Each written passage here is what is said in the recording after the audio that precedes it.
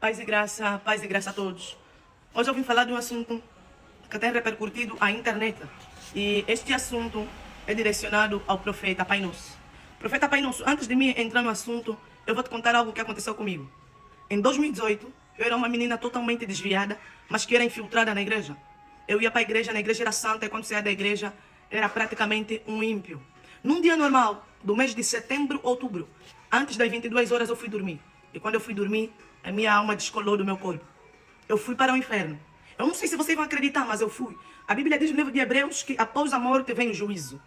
Após a morte vem o juízo. Então logo a gente morre, a nossa alma é predestinada para algum lugar. Não para o paraíso, ou para o inferno, ou para o seio do pai Abraão. Mas por que eu estou a te contar isso? Posto no inferno, eu vi as pessoas a serem jogadas para o inferno. E Deus trouxe a mim a memória do porquê que eu estava no inferno. A minha vida passou como se fosse um replay, em que tudo que eu havia feito de mal passava sobre a minha mente e o porquê que eu estava no inferno. Mas eu ouvi a voz de Deus 3 vezes, ele me disse assim: eu te perdoo, eu te perdoo. Mas aí se você voltar para a terra e não avisar para os teus irmãos que esse lugar é real, você voltará para aqui.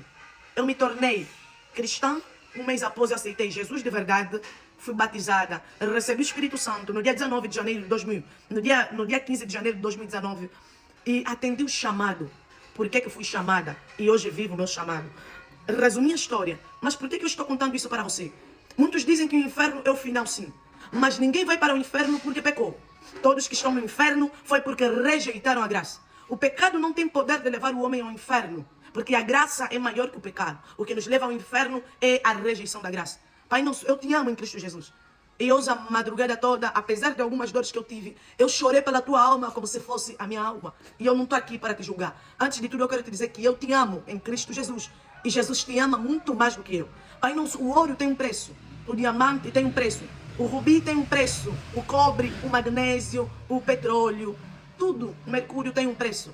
Mas a tua alma não tem preço. A tua alma custou a vida de um Deus. A Bíblia diz no livro de 2 Coríntios que Ele se entregou em nosso lugar para que os que vivem não vivem mais para si mesmos, mas vivem para aqueles que morreram por eles. Também a Bíblia vem nos dizer no livro de 2 Coríntios que Jesus levou sobre si as nossas iniquidades, pecados, transgressões e enfermidades. Mas também a Bíblia diz que onde habita o Espírito de Jesus, ali habita a liberdade. Eu não sei. Se calhar a curiosidade, a Bíblia diz assim: não sejas curiosos para mal. A curiosidade te levou a trilhar um caminho que não era de Deus. E eu estou aqui falando para você porque você não é hipócrita. Eu sinto a tua dor. Eu sinto que você clama por ajuda, por orações. E me tocou ao assistir a entrevista. Você disse: eu procurei homens de Deus, mas esses não me ajudaram e me disseram: desfruta do que você tem. Eu quero realçar que eles não são homens de Deus. São agentes do maligno disfarçados de homem de Deus. E eu acredito no que você fala. Você pode ser satanista, mas você não é mentiroso. Eu acredito no que você falou. E a Bíblia diz assim, que pelos frutos se conhece a árvores. Mas a Bíblia não diz que pelos frutos somos salvos. Nós somos salvos não pelas obras. As obras nos justificam, mas a graça nos salva. As obras nos justificam, mas a graça nos transforma. As obras nos justificam, mas a graça nos purifica. Nós somos salvos pela graça mediante a fé em Cristo Jesus. Porque em Timóteo ele testifica que só existe um mediador entre Deus e os homens. Meu irmão, Pai nosso, criatura de Deus, pessoa que um dia conheceu a Deus, pessoa que um dia se tornou filho de Deus. Nada é impossível. A tua salvação não é impossível. Porque a Bíblia testifica no livro de 1 João 1,9 que se nós abrirmos a nossa boca, se nós confessarmos os nossos pecados, Ele é fiel e justo para nos perdoar. Porque aquele que diz que não tem pecados, por si só se faz mentiroso. A Bíblia conta uma parábola, Pai Nosso, em que ele diz assim, a parábola do bom pastor. Jesus diz assim: eu conheço as minhas ovelhas e as minhas ovelhas me conhecem. Mas existe dentro dessas parábolas uma frase que me marcou. Jesus disse assim: eu não jogo fora nenhum daqueles que vêm até mim. Pai Nosso, não importa se você é satanista, não importa se você é ímpio, não importa se você é transgredor, não importa se você é iníquo. Mas Jesus está a dizer que Ele não joga fora nenhum daqueles que vão até Ele. Então Jesus está de braços abertos para te receber. Se calhar Satanás te cegou tanto ao ponto de achar que você já não tem uma solução para sair. Mas essa mesma Bíblia também diz que o Deus deste século cegou o entendimento dos homens, dos jovens, para que vendo não creiam.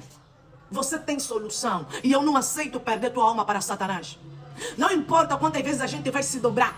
Não importa quantas madrugadas eu vou orar por você. Mas ainda que for no último dia da tua vida, eu não aceito perder tua alma para Satanás. A Bíblia diz que Jesus enviou os 72 discípulos mais os 12 para uma missão. Mas Jesus disse para eles, vão para a casa de Israel, mas não vão para Samaria. Eu perguntei, Deus, por que você mandou a população ir pregar a palavra de Deus? Mas disse-lhes para não ir a Samaria. Mas eu compreendi mais tarde que a primeira pessoa no mundo a levar a palavra de Deus na pessoa de Jesus, não na forma espiritual, mas carnal, a Samaria foi uma prostituta.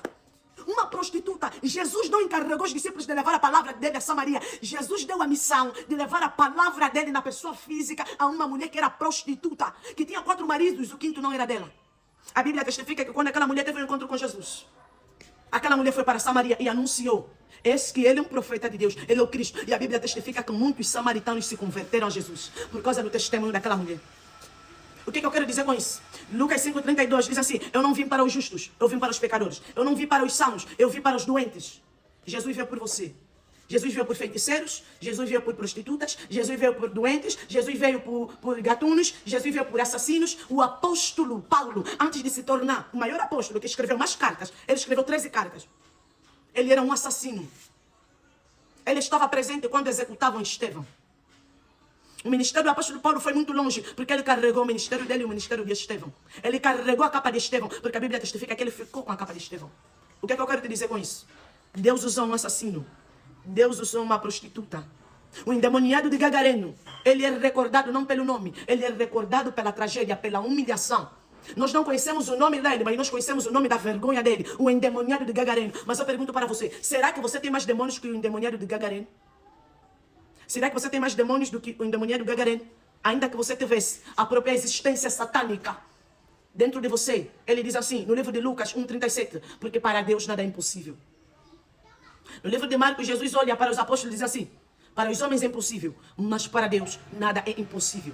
Deus te ama, Deus morreu, Deus se fez homem para que os filhos dos homens se tornassem filhos de Deus. Deus se fez filho do homem para que os filhos dos homens se tornassem filhos de Deus. Antes da crucificação de Cristo, nós éramos criatura. Depois da crucificação de Cristo, nós nos tornamos filhos de Deus. A tua alma tem solução. A tua alma tem solução. Jesus me tirou do inferno. Eu creio, para ele nada é impossível. A tua alma tem solução. A tua alma tem solução. Continue falando, porque você está desvendando segredos do mundo espiritual. E podes ter certeza que nada acontece sem a permissão de Deus. Outras coisas acontecem pela vontade de Deus e outras coisas acontecem pela permissão de Deus. Pode ser que Deus te permitiu entrar naquele mundo para que você desvendasse os segredos que hoje você está desvendando. Eu não te julgo, porque eu também sou pecadora. Eu também